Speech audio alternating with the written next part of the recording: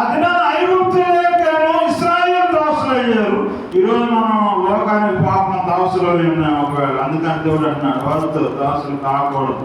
కారణం ఏం చేసి ఉన్నాను, మిమ్మల్ని అందరినీ రప్పించడానికి దేవుడు యెహోవానై ఉన్నాను అంటే ఆ లోకమైన ఐగుప్తులోంచి రప్పించడానికి, పాపం నుంచి విడుదల ఇవ్వడానికి మీ దేవుడు యెహోవానై ఉన్నాను. అందుకని దాకా దేవుని సేవకులు చదివించే చక్కని మాట గలతీయులకు రాసిన పత్రికలో అపోస్తలుడైన పౌలు గారు గలతీ సంఘంతో మాట్లాడుతూ ఒక శ్రేష్టమైన మాట, అద్భుతమైన మాట రాస్తున్నాడు కదా. అక్కడ చక్కని మాట ఎవరుస్తున్నాడు అక్కడ అపోస్తలుడైన పౌలు గారు రాస్తూ తెలియచేస్తా ఉన్నాడు అన్నమాట.